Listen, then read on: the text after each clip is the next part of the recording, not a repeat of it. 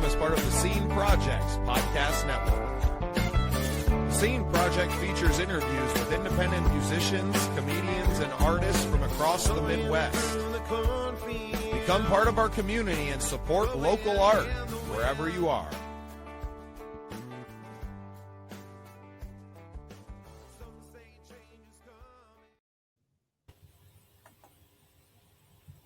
Hi, I want to welcome everyone back to another episode of Soul Impact, How Music Saved Us.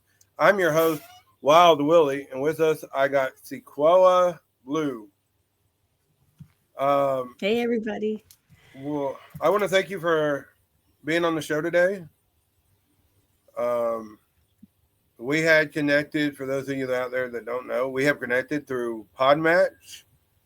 And if you're an artist or a podcaster looking for guests, I highly suggest you check out Podmatch. It has been an amazing tool.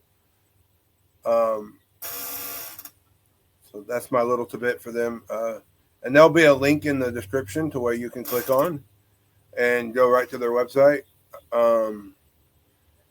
So a little bit about how the podcast got started is music has always been that saving grace for me. I dealt with a lot of child abuse growing up, so it dealt with a lot of angers and emotions and bad habits like drinking and not necessarily knowing how to deal with them. So music was at an early age a big impact because it taught me it's okay to be mad, it's okay to be sad, and it kind of helps express how to deal with those. I was raised on the older country that has a lot of heart. So, why don't you tell everybody kind of what you got going on, who you are? Well, let's see. So let's start here. Well, I'm a singer-songwriter, and I call it abstract soul. So I kind of mix it with like just different genres blended. I guess you can say avant-garde, ish type. I didn't know I was avant-garde type until I got older, and I realized that was my style. So my music is on all streaming platforms, Spotify, everywhere that you can find music. It's very out of the box. I wrote all my music, and my recent song Whiskey just came out in March, and it was just paying homage to a story about me going to a bar and drink and someone buying me whiskey, and on a day that I felt like transformed my life. So Whiskey on My Mind, that's streaming everywhere.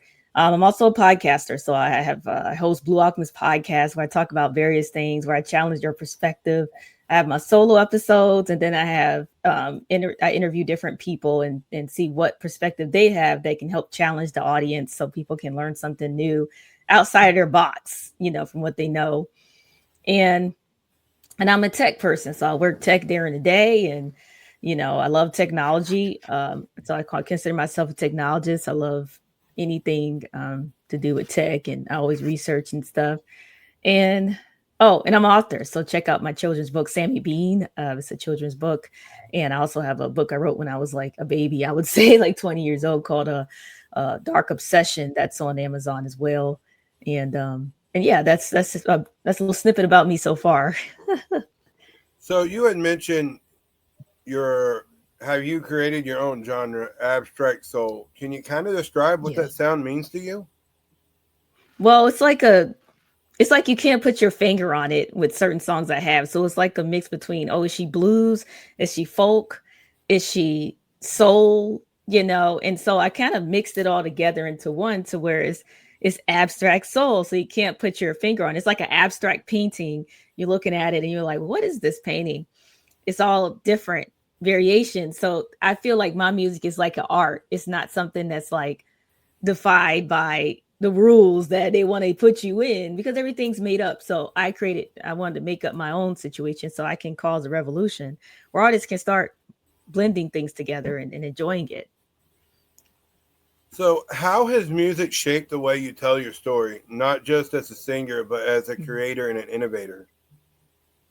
That's a good question. It's shaped the way I tell my story because I feel like life is a story. Like there's always an event. Well, especially in my life, I always feel like there's always something going on. Like I'm always busy. I always feel like there's a situation that I've learned from. It could be watching a movie, it could be reading a book, or it could just be someone telling you their story. And it changes, it creates art for me. It's like art. Art is life. So when I write these songs, they're all from my life. They're all things that I've been through, or I saw someone else go through. Because some songs weren't about me. It was just someone else that just impacted my life. And I'm like, okay, this could be a song. And I just write it and stuff. So that's how I guess you could say the creative innovator is created through music. That's amazing. And I've got the chance to listen to some of your stuff, and you are definitely making your mark on the industry.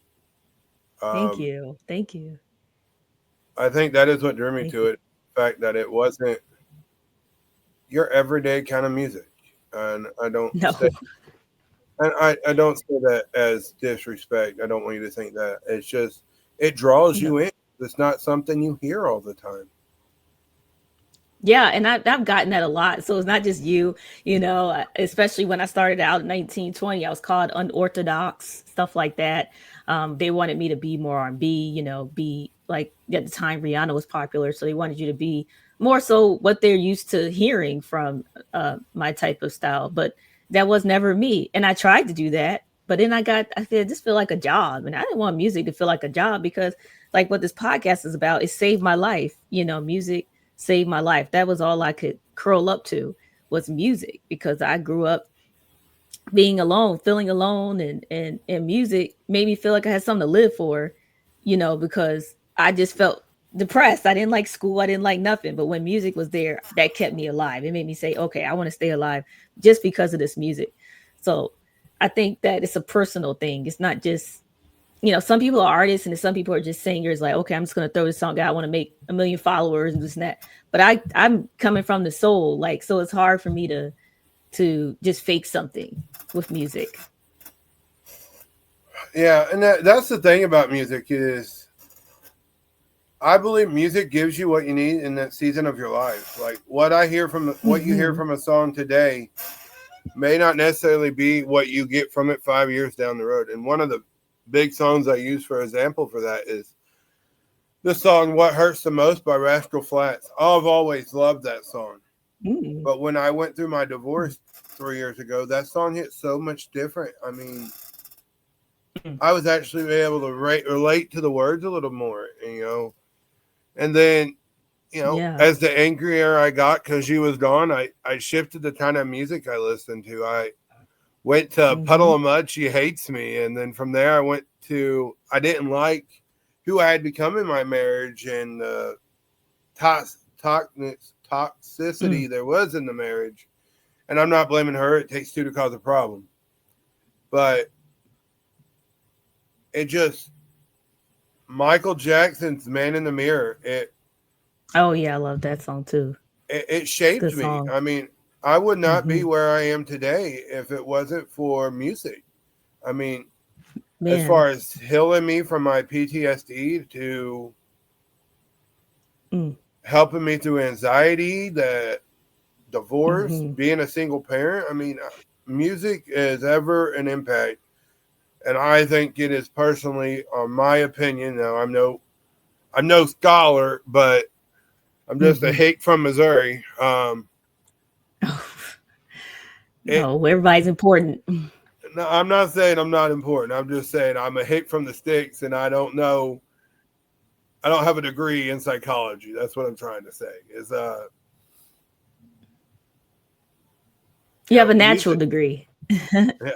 I've had a rough life, so I've had a lot of hard lessons that I've learned the hard way. Yeah, you can have a degree of life. Yeah, that's another thing. That's it. You can learn so much just from life. That's why they give people honorary doctorates, because it's they've done so much and produced so much in life, that they didn't have they already went to school. So what's one live performance that has left a lasting impression on you? Like, when I was way younger, I performed at a place called the Chocolate Bar in downtown Atlanta, and I performed my song Chocolate Man at the time, which was my first song I've ever really done. And it was interesting performing Chocolate Man at the Chocolate Bar. And I was so nervous because I have really bad stage fright. And I went up there. You can kind of zone out as an artist. I mean, some artists can relate where you go in, you zone out. They don't even know how you dance. You don't even know what you did. You just zoned out, you know. And I think that was one performance I'll always remember because it was like I was in a zone, like in another dimension while I was doing the song, even though I was really nervous. So that was, yeah, something I'll never forget. I mean, that's amazing. And that's what I love is artists that get on the stage. And I'm not knocking anyone that has their steps choreographed for every show. I'm not knocking them. But Mhm. I love the Yeah. shows where they're never the same. There's a Yes. girl here local to me. Her name's Fire White, an amazing Mm, artist. mm, And I have never seen, I've probably seen her like 10 times. And I've seen her perform the same mm, songs, but has mm. never seen her perform them the same way. Wow. I like that. See, that's very good. It's creative. And yeah, I like that. I said when I start performing, that's what I would want to do. Cause to me, it's an experience more than just being a great singer or whatever. It's like this experience that you're giving somebody, I think. Oh, exactly. So you publish books ranging from thrillers to Mhm. children's stories. How do you shift between the two very different worlds? Yeah, well, it's crazy because it's just all from, like I said, my life is creating my art. So, when I created Dark Obsession, that came first before the children's book. And, I was working at the airport and I remember, I was kind of sad. I was 20 years old and I was I was a wheelchair assistant. And I remember this lady comes off the airplane and I thought she was so regal and so beautiful. And I thought she had the life that I wish I had. And she was older, probably 10 years older than me. But I created this story around her, story around what I felt her life was like. Like, what is her life like? And I just started at home, and the story just came to me like spit up. Her whole just created a whole story around India and her life and what it could be like. But I knew her life wasn't perfect, so I also added the imperfection in the thriller. And the first time I wrote the book, like I said, I wasn't. I was always a music artist through and through. I didn't know much about being an author, but I knew I had to get it out. So when I first wrote it, I got hit in the head because a lot of the editing was off, and then I didn't know, I didn't know, but now I got the book re-edited like maybe 8 years later, and it came out. Now it's better. And after that, I learned my lesson with the first book. Before I put Sammy Bean out, I actually got a top. I worked with the same top editor, and I didn't have any problems with Sammy Bean. But the transition was because when I was growing up, I dealt with bullying and stuff like that. And back when I was growing up, we had the playgrounds. Now you got video games. It's not, it back then you touching grass, you're a kid, you're playing outside. So that's why Sammy Bean came about, because it's this kid getting picked on in the playground, but he has this quiet power. It's kind of like a fantasy. um and it's a quick, quaint, short story on bullying and how we all should get along, because we all have feelings. So I was just like paying homage to kids that are being bullied and trying to change the trajectory. So that's how it was just easy to twist to that, because it's my story. So that's how it happened. And that's amazing. I have not had a chance to check your books out. I will be completely honest. It's okay. I'm also not a very big reader. Oh yeah. Yeah. Um, A lot of yeah, people don't like reading that much. to me, I the words get jumbled, and I get mad because the word gets jumbled, and I just say forget it. Yeah, Uh, Audible is popular now because some people are using Audible and listen to the stories and stuff. And I even use Audible sometime. Um, so I kind of do both. I might do an so audiobook one day for the future. yeah, see, I think of that, but it's not the same to me as reading a book. True. True. That's Um, true. you have even created a card game. Am I correct? Yeah. Yep. Um, That dating why don't you assassins. tell everybody what that game is and how the ideal came about? Well, yeah. So Dating Assassins, I came with the idea in 2018. I was working at a game company, and I thought to myself about dating. You know, dating could be. I believe dating could be life or death. Who you choose to have a relationship with could can literally kill you. So I'm like, there's certain questions that people need to ask, and maybe they're scared to ask. You know, and so that's why I created 150 questions where you can vet your potential partner or your current partner, and I tested the game with different people. I asked different questions from men and women. What would you want to ask? So I compiled all these questions, and I created this game called Dating Assassins card game. And you just ask questions. You kind of chill out, and you don't have to answer the question or ask the question if you don't want to. You can always say pass. There's a pass option in there because the game came out in like 2022, and I realized that some people don't want to answer a certain question or ask it, you know. So I'm like, just say pass. You know, you're an adult. It's your game after you buy it. Like, I mean, you don't have to ask questions you don't want to or answer them. So I did update the game instructions with that option. And I think it's important to ask questions because, I mean, your life depends on who you're with. And so this game is made to really get you. And some people might be offended by it, but I said I don't care because it's for people that want to really meet that person, want to know who the heck they dating. You know, as someone getting back in the dating game, I might have to look into that. I mean, you should, because it's just questions you might not think about, and it might seem like simple questions like, "Do you like dogs?" But here's the thing: some people really have issues with dogs. You know, they really don't want you. Some people don't want you to have a dog. And so these questions are important to nip in the bud before you get into a relationship. I could agree. I mean, especially if you're a younger couple and there's the fight of wanting to have kids or not, you know. There we go. That's one of the questions. I've seen a lot of people and couples get in huge fights because they jumped into a relationship and that question never came up. Yeah. And that's one of the questions. Do you want kids? You know, and so and then there's some offensive questions, but it's okay because, you know, you can pass it or you know, whatever. So as an entrepreneur, what's been the biggest lesson you've had to learn about bringing your creative ideals into reality?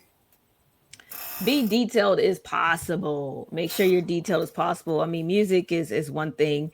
You know, you can explain your song and your journey. So I learned how to explain that. So Whiskey on My Mind, I explained it.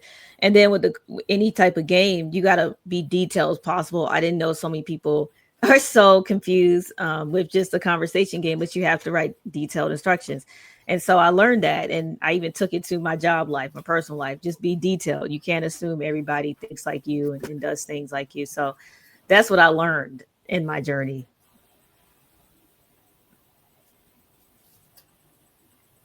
And just have confidence too. You got to keep going. Don't give up because, you know, you're not a millionaire. So it's going to take you longer than someone that has 5 people investing. So just know that things could take time, but don't mean you're failing. One of the things I always tell people is you got to believe in yourself. There's a quote out there, and I don't remember who says it, and I say it on every live or every recording just because I think it's a powerful saying. And if it's one quote I want someone to hear from any of my recordings, it's this: one person with a belief is equal to a force of 99 with just an interest. Ooh, that was a good one. You had to email me that. I like that. I might even look up who says it and email that to you because that is not my quote by any means. I love quotes. Oh, I do too. And you know, I talk a lot about depression on my show and anxiety and the mental health because today as a society, I feel we're almost told to toughen up, swallow your pride, just shove it down. You know, we're almost taught not to deal with the issues. Yeah, we are. And I tell this all the time, and it's so important. If you're out there and you're struggling, get help. Yes. Reach out to somebody. Find you some music that you can relate to that'll pull you out of that funk. Now, if you're sad and talking and you're really upset, don't listen to a sad song. It's only Yeah, going to please make it don't. worse. I had Now, to learn that. I had to learn that too through my divorce. Yeah. Find you an upbeat song. Mm-hmm. It can be an upbeat song with a message, but don't get into, for me, it was country, and I used to love that crying your beer country music. And I still do sometimes, but I've had to learn when I'm sad, it ain't necessarily okay to listen Yeah. to them songs because it makes it worse. I No, mean, it does. It makes it worse. Even listening to a good jazz song. I just started getting into jazz maybe the last few years. And sometimes just listening to a little jazz kind of just calms me down, and then taking deep breaths. And then, and I'm talking about happy jazz, like that feeling of whimsical feeling that you can get, if you want something relaxing, if you don't want to hear, the hype music, you just want something relaxing, then that's one of the things. And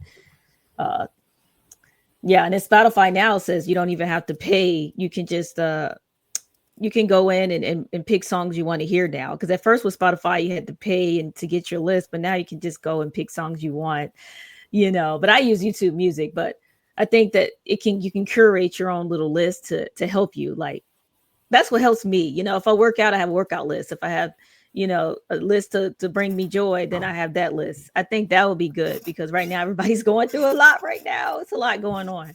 So it's a tough time. yeah. And if you're an artist or pursuing a new career, find you someone that believes in you and supports you. Yes. I've always been told at an early age that there's going to be people in your life that don't support you, family or not, and they always have negative things to say. And as hard as it is to do, you're going to have to cut them people out because if they keep bringing you down, you're not going to go anywhere. You can love them, but love them from afar. That's it. You have to love them from afar because if you sit there and keep hanging out with them, you walk into the lion's den, you're just going to keep getting burned, and you don't want that because it's already hard enough. There's so much music, and being a music artist is not for the faint of heart. You have to really just believe in yourself and enjoy it. And not for the fame all the time, because that's people feel like they didn't make it because they're not famous, but you already made it when you put it out there. You made it. Exactly. And if as Yeah. a DJ, as a sound guy, I see so many artists, and I probably was to blame for some of them artists when I first got thrown in being a sound guy because I didn't know what I was doing. I got thrown into it because I was doing a festival and a buddy of mine, he said, "Hey, you're a DJ karaoke artist. Person, why don't you bring your stuff and during dead time we can have people sing karaoke and you play music?" And I'm like, right on. Well, their sound guy showed up drunk, so they couldn't operate. Oh no. So next thing I know, they're like, "Hey, Willie, can we use your system to run the bands?" It's like, I don't know what I'm doing. And there's been guys along my journey that I'm ever grateful. And to name a couple of them, there's Levi Haven from a band called Mad Assistance. He was one of the first. Okay. He was one of the first people that day showed up, and he's like, "All right, Willie, here's what you do." Wow. And then as I progressed, there's a guy by the name of Storyteller, where that's his performance name, and he taught me a little more. And then the most recent one is Bubba Starts. Oh wow. Okay.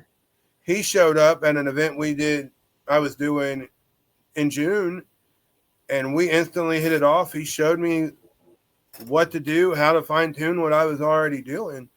So my biggest advice to those out there is when you see someone or someone comes into the picture and they want to help shape you into being something better, let them help. I'm not saying let them change who you are, because you ultimately you got to stay true to who you are.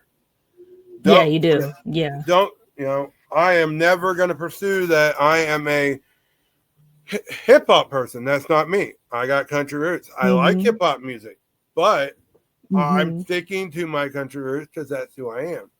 Yeah, country has great stories. I mean, there's a lot of great stories with country music. So stick to who you are. I mean, and it's okay to improve, and it's okay to add your own flair, but find that flair, find that niche that works for you. Stick with it. And if someone comes along and says, "Hey, I like what you're doing, but if you fine tune it here, I think it would be a little better. Take that advice. Mhm. Try it. Yes. If it don't work, Yes. you can at least say you Then tried it. that's true. And that's how I look at it too. That's how I look at it. Now, Yeah. you are going to get haters. To say you're not, Oh yeah. that's when you know you made it. When you get people hating on you and commenting on Mhm. your post, and you know what? Mm. Let the haters hate. Yeah. Because every time they comment on your stuff, they're Gets further bumping out there. they bumping the algorithm up, and next thing you know, instead of 5 people seeing it, 25 people seeing it, then 500 people seeing it. So Yep. and I know it's discouraging, and I've been there, but Oh stick with yeah. it. Yeah. Stick with it. I mean, Mhm. you know, and we're, you know, just as times get hard, whether it's in your personal life or your music career Mhm. or whatever career you're pursuing, just remember, you win if you don't quit. There you go. You win if you don't quit. I totally agree on that one. Totally agree. So you already answered that one. I have a list of questions. I'm looking at my good. Yeah. phone. So That's fine. I do that all the time. So with you got so much going on, what do you expect people to get from you when they have an encounter with you? What's that thing you want them to feel that they gotten from, well, for me, the podcast episode? What's that you want people to know? Well, I just want people to know that it's okay to be different and to dive into different things that you want to do, because everything doesn't happen all at the same time anyway. So if you have different desires that are more outside the box than norm, I just want you to pursue it and stand confident in it and 10 toes down and know that there's an audience for everything you're doing, and energy matters. So the world reacts to your frequency. And so I would say just believe in yourself and to try different things and enjoy the little things in life, because it can equal to the big things. So that's what I would say to everybody that I'm trying to express with my art. So if someone is struggling to find their creative voice, what advice would you give that person? I would say just do it. I mean, you have to do stuff to find your creative voice. So rather it's write every day and just write. Don't even think about, oh, does this person go like this and that. Just let it come from the soul. When it's music, just record. Just keep recording and trying different things, and just keep going. Don't sit here and try to sound like someone else unless you want to. But if you want to do your own thing, just keep recording, keep trying different things, enjoy the process, because it's never gonna be done. Because if you're a true artist, you're gonna do it forever. You're gonna keep getting better and better. So I would say find your creative voice by just do the work. Oh, absolutely. Yeah. Mm-hmm. Just dive deep. It's the only way. So I want to get your interpretation on something. The name of my podcast is Soul Impact, How Music Saved Us. What does that mean to you personally? It means to me personally is that during my darkest times, music has saved me. When I was 14 years old, when I didn't even know you can make money from music till I was 14, 15. I just did music just because I liked it. But when I turned 14 and it was going through my darkest time, when I was in Fontana, California, my mom was on a nursing contract. I remember I was so depressed. I thought I just wanted to leave the earth. And I remember I met this young lady out there that in the apartment complex we're staying at, and she helped me stay focused with music. And it kind of saved her because she was going through something too. So writing Chocolate Man at that time with her working with me, and we're talking things through, it's not only saved her, but it saved me. And I didn't think it would save someone else because this was my music, but it saved her too. Like she needed to, I don't know, it was like spiritually she needed to connect with me with music, and I didn't even think about it until I got older. And like I said, it just saved my life at that time. It gave me meaning to stuff, and I realized it was more than just making money and becoming a star. Even though I didn't really want to be a star, I didn't know. I just thought that that's what you had to do because I didn't know anybody around me. Nobody around me did music. So it was that defining moment where it was like my life changed on that fateful day. And that's how music saved me. So that's what that title means to me. That is an amazing story. And also, you answered my other question. Oh, So so it's good. It's good. See, I make these questions too because some people you have to, naturally flows like smooth concrete, mhm. and then the other people you gotta beat it a No, little I more, know. vibrate that concrete a little out. I know that. So I have a bunch of questions, and sometimes it's great because I get to ask them all, and sometimes I don't because I have people like you that naturally know where this conversation is heading, and Yeah. to be able to adapt. I mean, as a podcaster, as a DJ, as Mhm. I have to. That's probably been my biggest lesson to learn is I've got to learn to Adapt. adapt. One of my Yes. most awesome experience was every year I DJ a event over here in Missouri called the Hero Marathon, and Mm. all proceed goes to veterans. And my soundboard went out. Like I lost, not Mm. necessarily went out, but the breaker flipped where I was Oh at, and no. all of a sudden they're like, but it was so cool because in this building full of veterans, I was playing In Color by Jamie Johnson, one of my favorite songs, Oh. and almost every one of these vets started singing this song. I mean, talk about a powerful moment. Oh wow, that's amazing. Them moments like that is why I do what I do. I mean, Yes. Yes. to, It's to bigger. It's see a bigger than anything. yes, to see a smile on somebody's face, that here, thank you, because I Mhm. do use my business, my local business, Backwoods Production, to give back to the community. Oh Um, wow. to hear a thank you, you know, a lot of people say, "Oh, I'm about money. I'm about money." Blah blah blah blah. I don't care. At the end of the day, I don't Yeah. care. As long as my Yeah. family's taken care of, I don't care. Um, Mhm. to make That's it all good. worth So it should makes it be. all worthwhile is when you get a veteran come up, because I do a lot of stuff for veterans, and they come up and it's like, Mm. "Thank you so much. This song you just played was a song that gave me hope when I first come home," or whatever the story is. Them Mm. stories I hear Yeah. are what makes every bit of it worth it. Yes, it does. I love it. I love that you're doing that. That's such a blessing.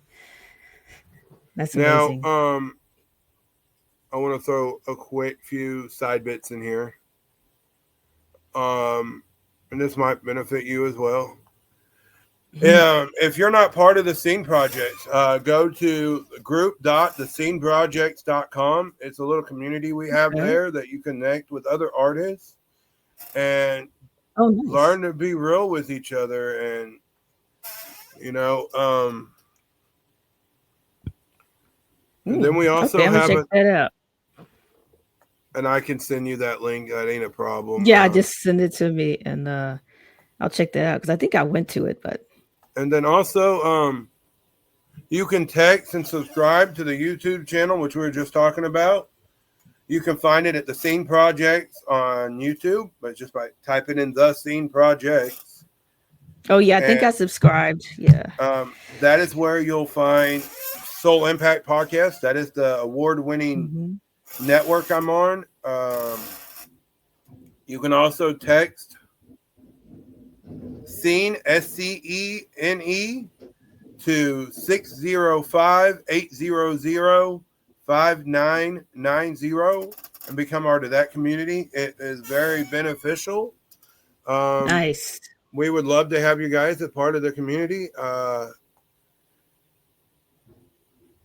And if you're an artist out there and you want to hear your story told, reach out. Um, why don't you tell everyone one more time where they can find you? Oh yes, so you can find me on Instagram is I am Sequoia Blue. You can follow me there. I'm on YouTube as Sequoia Blue. The podcast is Blue Alchemist Podcast. Is on YouTube. It's on Instagram, Blue Alchemist Podcast, and then also I have like a little link tree type link. So Sequoia sequoia.comi.com. So KOMI. So sequoia.comi.com. Yeah, so you can find me there. And make sure you send me them links, and I'll try to remember to put them in my description when I post the video. And the key word there is try. Yes, I'll send it to you. I'll send it to you for sure, because I'll send it to you right after this so I don't forget anything. But also, I want to thank you so much for being on the show today. I have really enjoyed the conversation. Thank you. Me too. This was a great conversation. I really enjoyed it too. So what's next for you? So what's next for you? I don't even know. Let me see. What's next right now I'm just trying to keep growing the podcast. So you're going to hear more solo episodes of me challenging your perspective, my thoughts through life. I'm also going to be interviewing different type of people that can also challenge your perspective. Music wise, I'm trying to see if I can do another single. I'm going to work on another single. But I really want to do an album, but I just don't know if it's going to be this year or next year, but definitely another single this year. So, watch out for that. And, that's it so far right now. I can't say. It's really just growing the podcast and the single that's coming, new single that's going to come out. So, any parting advice before we end ways today? Just keep going and believe in yourself. And if you do get Dating Assassins, a card game, please leave a review so it can help me out, get pushed out. That's about it. And guys, if you're watching and you're not following her, go check her out. Just from what you heard today, she has an amazing story and amazing talent. Her music will definitely suck you in because it's something different that every day you don't hear. And just remember, until next time, remember to love each other and help each other out. Yes, peace.